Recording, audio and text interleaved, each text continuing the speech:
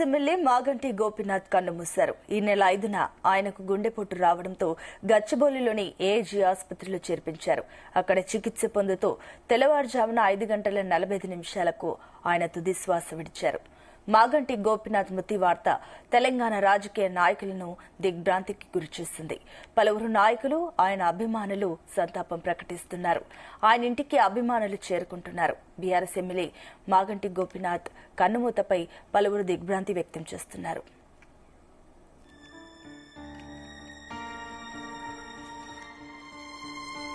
రైట్కి ఇదే అంశానికి సంబంధించి మరిన్ని డీటెయిల్స్ మా చీఫ్ న్యూస్ కోఆర్డినేటర్ రాధాకృష్ణ అందిస్తారు. Radhakrishna, good morning Sunitha.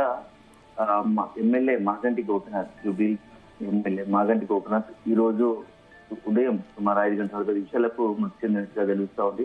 గత కొద్ది రోజులుగా అనారోగ్యంతో బాధపడుతున్నటువంటి గోపీనాథ్ ఇటీవల కాలంలో 2 రోజుల క్రితం తన నివాసంలో తీవ్ర అస్వస్థకు గురయ్యారు. సో ఒక్కసారిగా గుండెపోటుకు గురికావడంతో గుండెపోటుకు గురై కింద పడిపోయారు. సో వెంటనే కుటుంబ సభ్యులు అతన్ని హుటాహుటిన ఏజీ ఆసుపత్రికి తీసుకొచ్చారు. సో అప్పటి నుంచే ఎమ్మెల్యే పరిస్థితి, గోపీనాథ్ పరిస్థితి అత్యంత విషమంగా ఉంది. సో వెంటిలేటర్ పై చికిత్స అందిస్తున్నారు. సో ఈ రోజు ఉదయం ఎర్లీ మార్నింగ్ 2 రోజులుగా చికిత్స పొందుతున్నటువంటి గోపీనాథ్ ఈ రోజు ఉదయం కాసేపటి క్రితం మృతి చెందినట్టుగా తెలుస్తా ఉంది. సో ఇప్పటికే బీఆర్ఎస్ ముఖ్య నాయకులు అందరూ కూడా గోపీనాథ్ ను ఒకసారి నిన్న మొన్న హాస్పిటల్ వెళ్ళి పరామర్శించారు. సో కోలుకుంటారని అందరూ కూడా ఊహించారు.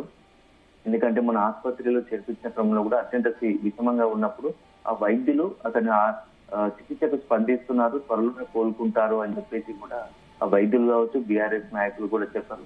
కానీ దురదృష్టవశాత్తు మాగంటి గోపీనాథ్ గారి ఆరోగ్యం పూర్తిగా విషమించి ఈ రోజు మృతి చెందారు. సో దీంతో బీఆర్ఎస్ శ్రేణులు అదే విధంగా మాగంటి గోపీనాథ్ అభిమానులు తీవ్ర మొత్తంగా దుఃఖాన్ని విచారం చోటు చేస్తుందని చెప్పవచ్చు.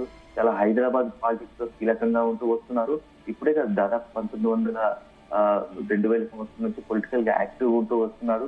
అంటే యూత్ నుంచి వింగ్ నుంచి కావచ్చు, అదేవిధంగా మొత్తంగా కూడా టీడీపీలో యువత విభాగంలో అధ్యక్షుడిగా పనిచేసిన పరిస్థితుల్లో, అదేవిధంగా హైదరాబాద్ కు సంబంధించి ఈ రోల్ ప్లే చేసిన పరిస్థితులు ఉన్నాయి టీడీపీలో. సో ఆ తర్వాత ఆ టీడీపీలో 3 సార్లు ఎమ్మెల్యేగా కొనసాగి వరుసగా 3 సార్లు జడ్పీ ఎమ్మెల్యేగా గెలుస్తూ వచ్చారు. దాంతో పాటుగా బీఆర్ఎస్ అంటే ఎప్పుడైతే తెలంగాణ రాష్ట్ర ఏర్పాటు జరిగిందో, రాష్ట్ర ఏర్పాటు తర్వాత టీడీపీలో ఉన్నటువంటి గోపీనాథ్ టీడీపీ ఎమ్మెల్యే గెలిచినప్పటికీ బీఆర్ఎస్ చేరారు. సో బీఆర్ఎస్ చేరిన తర్వాత కూడా గెలిచారు.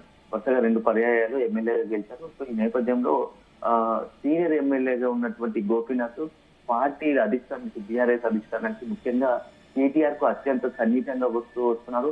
హైదరాబాద్ లో ఏ యాక్టివిటీ జరిగినా, భవన్ లో ఏ యాక్టివిటీ జరిగినా ఎప్పుడు అధిష్టానానికి అందుబాటులో ఉండి ఆ పార్టీ శ్రేణులను, బీఆర్ఎస్ ను కొంత పార్టీకి ప్రయోజనకరంగా ఉండేవారు. సో మొత్తంగా కూడా అతి చిన్న వయసులోనే పొలిటికల్ గా ఎంట్రీ ఇచ్చి రాజకీయాల్లో తనకంటూ ముద్ర వేసుకొని ఇటు టీడీపీ అటు బీఆర్ఎస్ సో పార్టీ 2 శ్రేణులు అంటే 2 సంబంధించిన కార్యకర్తలు, అభిమానులు ఉన్నారు. సో ఇప్పటికే మాగంటి గోపీనాథ్ సంబంధించి అతని మృతి పైన సంతాపం తెలుస్తున్నారు. ఇటు బీఆర్ఎస్ అధినేత కేసీఆర్ కూడా నిన్న రాత్రే మనకు అందరికీ నిన్న రాత్రే హాస్పిటల్ కు వస్తారు, పరామర్శిస్తారు అనుకున్నారు. కానీ ఈ లోపే మాగంటి గోపీనాథ్ మృతి చెందడం ఆ పార్టీకి సంబంధించి మొత్తం అధినాయకత్వాన్ని కూడా తీవ్ర విషాదాన్ని అనిపిందని చెప్పవచ్చు. మరి కాసేపట్లో బీఆర్ఎస్ ముఖ్య నాయకులు అందరూ కూడా అక్కడికి ఏజీ ఆసుపత్రి చేరుకొని మాగంటి గోపీనాథ్ కుటుంబాన్ని పరామర్శించే అవకాశం కనబడుతుంది. అదేవిధంగా సీఎం రేవంత్ రెడ్డి, అదేవిధంగా ఏపీ సీఎం చంద్రబాబు కూడా వచ్చి పరామర్శించే అవకాశాలు కనబడతా ఉన్నాయి. సో మొత్తంగా మాగంటి గోపీనాథ్ చాలా తెలంగాణతో పాటు హైదరాబాద్ రాజకీయాలు చాలా కీలకంగా ఉంటూ వస్తున్నారు. అతని భార్య సునీత, అతనికి 3 సంతానం ఉన్నారు. ఒక కుమారుడు, 2 కుమార్తెలు ఉన్నారు. సో మొత్తంగా హైదరాబాద్ పాలిటిక్స్ లో తనదైన ముద్ర వేసుకున్నాడు.